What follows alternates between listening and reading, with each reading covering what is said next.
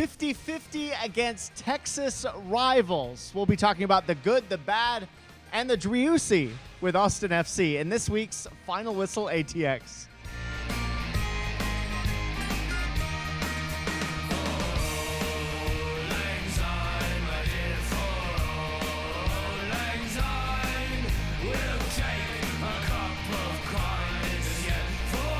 Hey everyone, and welcome to another episode of Final Whistle ATX. I'm Nick, along with Harley and Wyatt. Cheers, guys. Here we are again at BD Riley's to talk about some good and some bad. Yeah, cheers, guys. And some Driussi, who I'm And getting his some name right Driussi. now. Shout out to me. Yeah, you're the Driussi. real winner this week. You know, we had some very exciting feelings after the Houston game, and then we got dragged down to the bottom of Lake Travis after the Dallas game. Let's talk about the Dallas game first. Get the bad out of the way, and then we can start focusing on some of the good things. Without talking about the lineup yet, what do you think of the Dallas game? Dallas felt kind of more realistic about where we are right now. And I know we weren't going to talk about the lineup, but it's hard to create opportunities when Fagundes and Perez are the only creative players out on the field. So, yeah, I just think we had trouble creating opportunities. Our defense was great in the first half, but to ask them to do it for 70 minutes was a lot to ask of a lineup like that. Wyatt's pretending like he's really composed right now, but you secretly can tell that there's some anger bubbling There's away. flames. I really hope it comes out in the next 10 minutes or so. Well, the first half started so well. We were all texting, and, you know, we weren't winning, but there were no goals, and we had a lot of possession, right? Yeah. I mean, what eventually happened, I think, is pretty simple. It's not one of those ones where we sit here and we say, how did we lose that game? It's hard to win if you don't have your best players on the field. And by the time the best players go in the second half, it was too late. So I definitely understand the frustration of Wyatt and other people, and I'm frustrated too, but just that's the way it goes sometimes. Dallas, I think, reacted really well at halftime to that, made some good tactical changes, and for that first 20 minutes of the second half, they were a different team, and that's all it took. There was a lot of criticism about the lineup before the game even began. Yet the first half seemed to suggest, okay, all right, I see what you're doing there, Wolf. And then the second half, we didn't react to Dallas's changes. Is that more of the problem? Well, or do you think the original lineup was just ran out of steam? There was a lot of trash talk all week on social media, amongst fans, even players kind of getting into it. Not super seriously, but Your burner account was saying some really controversial stuff. He threw that phone away, by the way. But, you know, for as important as this match was, and Josh Wolf said it himself, it's really important for our culture, it's really important for our team. To not put our best lineup out there was really kind of a bizarre move to me, and I just don't understand why we'd do it if we're talking about how important this game is.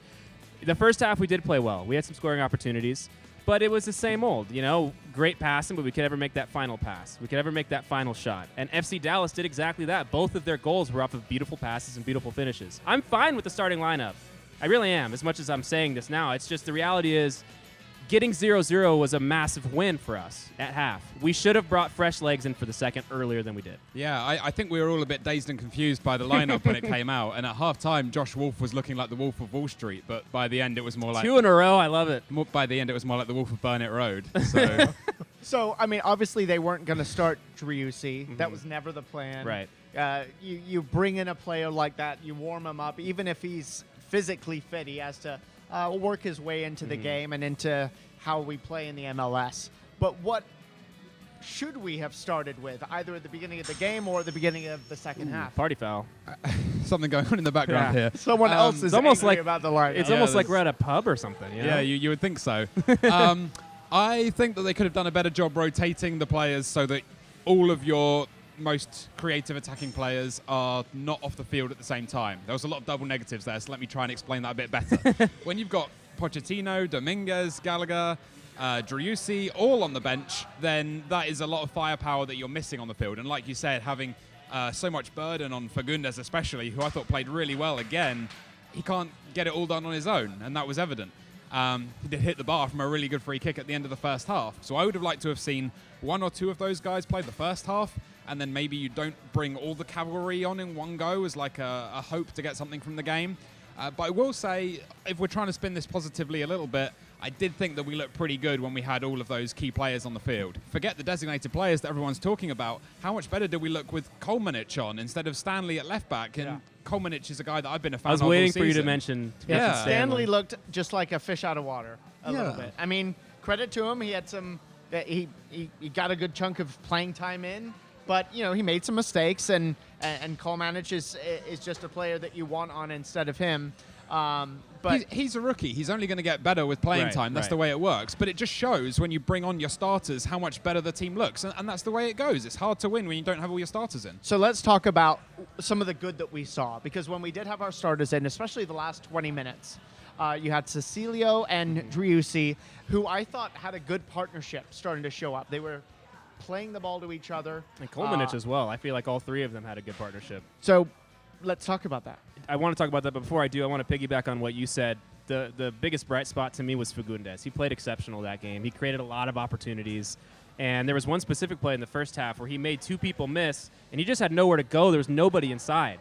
He just ended up flicking it and it went out of bounds for a goal kick. But to get us to that point, it was an exceptional play. If we only had somebody who could be in the inside, hopefully it's Driussi, maybe it's Gite. It would have been a massive win if we had won that, not only for the rivalry aspect of it, but also for the standings. We would be coming off two back-to-back wins with 3 winnable games coming up, and then FC Dallas again at home at the end of the month, which I'm pumped for that.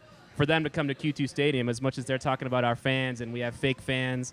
We'll see when they come out here if they can hear each other talking, and then we'll see who has the fake fans. Get the dagger out. It was great seeing how many. I don't think I Austin answered your question FC at all, fans. but No, I'm you excited. didn't. I'm excited for the August 29th match against FC Dallas at home. I was going to pass the baton on to that question about Cecilio. I feel like a presidential candidate. And, I'm not answering the question. I know, it's very political of you. Harley, as Wyatt refused to answer the question about Driussi playing with Cecilio and some of the partnerships that we saw, just a taste of it at the end. What do you think? Well, talking about the lineup, I think that it was really interesting. I'm kidding. I really like what I saw from Driussi. I know that he only probably had 30 minutes or so in his legs, but I thought it was a good 30 minutes.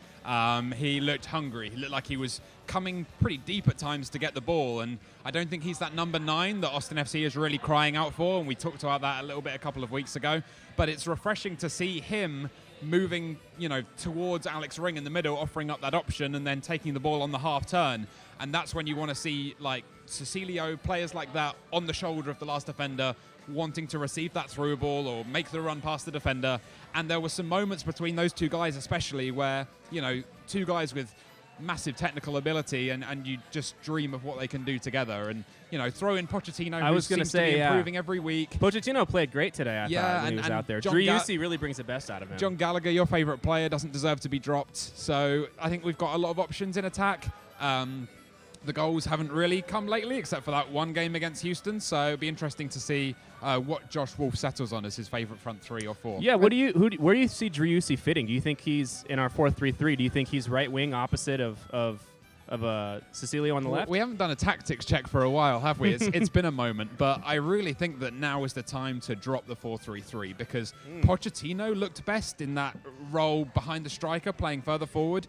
That's Driussi's best position, I think, or at least that's where we'll see him the most. And then, that gives, if you have more of a threat going down the middle, it takes a little bit of a burden off the central striker, whether that's Gite or Gallagher or Perez or whoever's playing there. It just frees things up a little bit more. And then I think giving Ring a partner in midfield. And if Pereira's fit, then he's that guy for sure. Sebastian Berhalter's played pretty well in the Texas two-step this week. I like what he did. So, yeah, I think we've got a lot of options going forward. I do think we drop that 4-3-3. I'm not exactly sure how it's going to look, but we have options for the first time all season, which is nice. It's really important. I think Pochettino just plays so much better when he's higher up the field. I mean, we've got a lot of attacking players. Now, like you said, it's about figuring out this puzzle piece. Where does everybody fit? Yep. And I think Gite is going to answer a lot of those questions when we see him. So, speaking of Pochettino, let's turn the clock back to when times were better. Midweek, when we had a decent victory over Houston. I mean, Stuver made it interesting at the end, but a 3-2 win, and Pochettino, arguably his best game of the season so far. Yeah, it was nice to play against 10 men. I don't think Austin FC have had that much luck this season, so nice for Sebastian Berhalter to draw that elbow to the face. Took one for the team, quite literally. It was important to put 3 goals past the opposition at home and get Q2 going again for the first time in a few weeks. And Pochettino especially having such a good game, getting the 2 goals. I don't know why he's been credited with 2 goals, by the way, because that was Yeah. like... There's no way that first one isn't an own goal. Yeah, I'm like low-key more mad about that than the Dallas game, but that's a whole nother show, frankly. It'll be great for his stats. That was really a fun game. We had a one-man advantage, like you said. But it seems like we've had all the bad luck the entire year so far that it felt like we kind of deserved a little bit of good luck. So was it a little fluky last week against Houston? It was a little fluky. But we've had so many negative fluky things on our end this year that I think we finally had one go our way. And it was a very Austin FC game. You know, we go up early 1-0. The red card comes, and then we let them score, and it's 1-1, and we're thinking, is this really how this is going to go? We're going to have trouble scoring against 10 men, and then we found a way to win. We won 3-1. We scored 2 more goals after that. So I've said it in the past in a negative way, but the best teams find ways to win games, and we found a way to win that game, and it was a little fluky, but we found a way to win it, and I was excited coming into Dallas, but we've got 3 winnable games coming up. So I think back to positive thoughts for Austin FC fans. We've got 3 winnable games coming. With expectations in mind, this Dallas game was the halfway point of the season, 17 games in. And now we look ahead to the second half of the season. We've got Driussi, we've got Gite, and... Well, do we? Do we? Well, can we get a GPS check on Musa?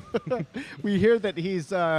walking his way down the Mopac to try to get closer to Q2, but we've got to leverage some resources here and just what is going on with Muse. But there's something to look forward to about the second half of the season, I think, especially when you look at the Houston game and maybe even the first half of Dallas. Yeah, of course. I think what this week has shown us is that so much can change so quickly in soccer because, you know, dial it back a few days, and after the Colorado game last weekend, I was pretty downbeat. 3 straight defeats without scoring a goal. It wasn't looking very good. And then we get that win against Houston, and yes, it's against 10 men, and yes, it was a little squeaky at the end there, but that felt like a really good result. And then you go into Dallas, which is another winnable game. Could make it... Their half-empty stadium. Yeah. Shots fired. Could make it 6 points from 2 games. And that's why I think it was so disappointing to come up with nothing from that game, especially after Austin was really the better team for most of that game. I think inexperience showed. Lack of cohesion, I think, as a team is still an issue, and I think that showed a little bit too. But yeah, going forward, I definitely think we can be excited and be positive. There are some winnable games coming up, like you said, Wyatt. And I think we win more games in the second half of the season than the first, and I sure hope so, because that would give us a lot more to talk about. Real Salt Lake this Saturday. Real Salt Lake. Real Salt Lake, yes. I don't know. It's a late game, 9 o'clock Central Time, 8 o'clock Mountain Time. A game you can watch, by the way, on the CW Austin this Saturday. What do we think we can get out of that one? I'd like to see Driussi play 90 minutes. He might not. I would love to see him start. Maybe he comes off in the second half after a solid shift and a hat trick in his first half. But I kind of expect a win on this one. I think that we're moving the ball really well, just like we have all season. I think we're one step closer to finding that finisher. Diego Pugunas is getting better. Pochettino's getting better. I think we're just finding out who we are as a team as the season goes on. We look completely different now than we did week 1. You know, we found pieces that we didn't know we had yet, and now we have. Kolmanich is one example. Jimenez is another example. There's no way we don't start with our best players against Real Salt Lake unless we wait to bring on Driussi at halftime, right? It's been a week, and I would think by that point, with the hype around Driussi and with the quality that he has, I would think that's enough time to get him acclimated, to get him up to speed, to get him from playing 30 minutes against Dallas to at least like 60 or 70. I think he starts, and I think he plays most of the game. What baffles me, and I was talking to our producer Matt about this beforehand, is that Real Madrid is Royal Madrid. That's the club of the Spanish monarchy. That's literally how they were founded. I didn't know there was a king and queen of Salt Lake City, and that's just very confusing. It's one of the most baffling things about MLS to me. So if anyone can explain that, please do. I know that's not your question, but it's just something that's been frustrating me all week and will continue to. As host, there's been questions asked that weren't asked and answers to different questions at the same time. It's been a very interesting episode. We are going to be back next week to hopefully talk about Real Salt Lake loss and an Austin FC win. We certainly appreciate you joining us. Don't forget, we continue to put all our episodes on KXAN.com and on YouTube, and occasionally on Facebook as well. That's how to find us. If you have a question for us, you can always use hashtag Final Whistle ATX. If you're watching this, you found us, so congratulations. Yes. If you accidentally stumbled upon us, this is how you find us for next time. Thanks so much. From BD Riley. Cheers, everybody. Cheers.